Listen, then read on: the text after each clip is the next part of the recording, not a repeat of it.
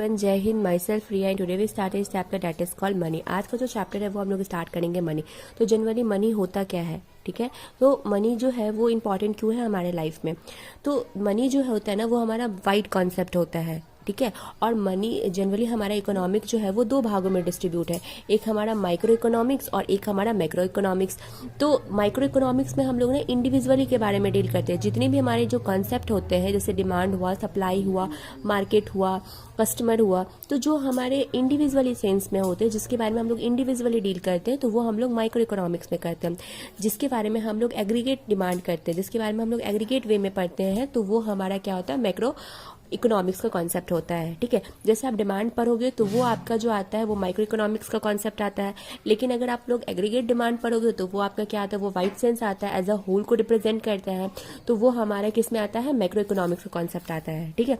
तो सबसे पहले जो आता है मनी होता क्या है। तो money is a very important part of our life, because by the help of money we can easily purchase and sale each and every things. Money जो होता है ना वो बहुत important parts of our life है। क्यों? क्योंकि हम लोग इजिली वे में किसी भी चीज को परचेज कर सकते हैं या इजिली वे में किसी भी चीज को सेल कर सकते हैं, ठीक है।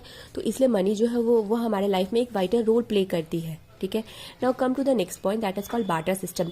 बार्टर सिस्टम क्या होता है, पहले क्या होता था ना, इन द पास्ट में अगर आप देखोगे हिस्ट्री में, तो पहले क्या होता था ना, बार्टर सिस्टम रूल फॉलो किया जाता था।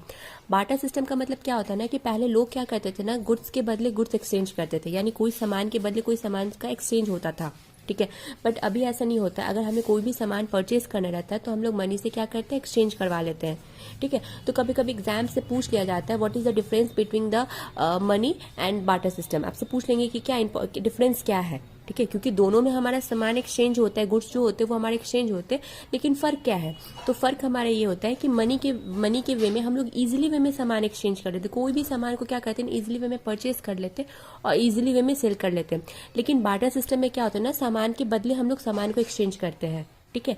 यहाँ पे क्या होता है ना, कि अगर आप ट्रेड कर रहे हो तो गुड्स के बदले आप गुड्स दोगे, ठीक है। तो ये आता है the next point and that is called barter system को हम लोग डबल कोइंसिडेंस ऑफ फंड्स क्यों बोलते हैं, what was the reason behind it.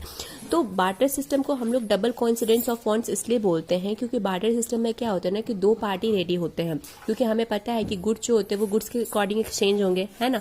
तो इसमें दो बंदे रेडी होते हैं, एक ए होता है और एक हमारा बी होता है। दोनों जो होते हैं ना वो आपस में रेडी होते हैं कि वो अपनी चीजों को क्या करेंगे, एक्सचेंज करेंगे।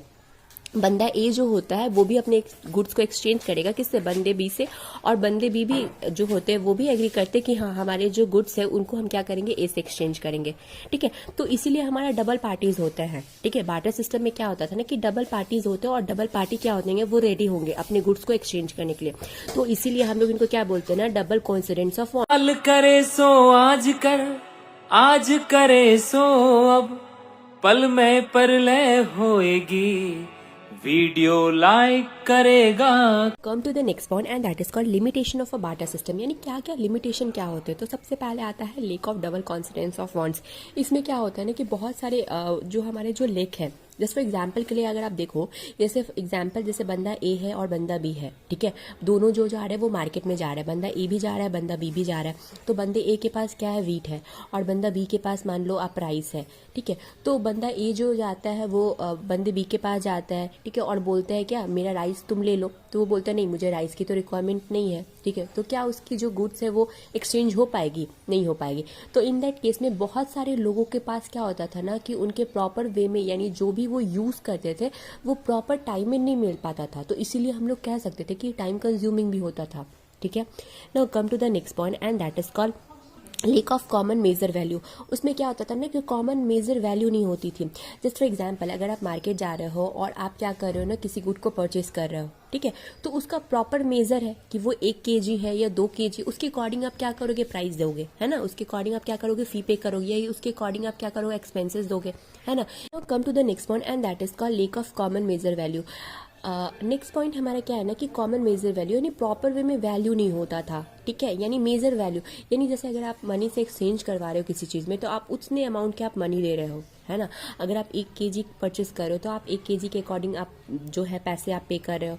आप 2 kg परचेस कर रहे हो तो आप 2 kg के अकॉर्डिंग आप पैसे दे रहे हो। बट बाटा सिस्टम में क्या होता था ना कि प्रॉपर मेजर नहीं हो पाता था, ठीक है। गुड्स का जो है वो प्रॉपर मेजर होकर हम लोग एक्सचेंज नहीं कर पाते थे, यानी जो भी वहाँ पे पीपल जो रहते थे तो उस टाइम क्या होता था ना कि वो प्रॉपर वे में मेजर नहीं करके दे पाते थे, ठीक है। तो इस कारण हम लोग बोल सकते थे कि वहाँ पे कॉमन मेजर वैल्यू नहीं होता था। जबकि अब के टाइम में अगर आपको जो भी चीज़ मार्केट से खरीदना है आप प्रॉपर वे में उसका पैसे देके आप उसको एक्सचेंज करवा सकते हो, ठीक है।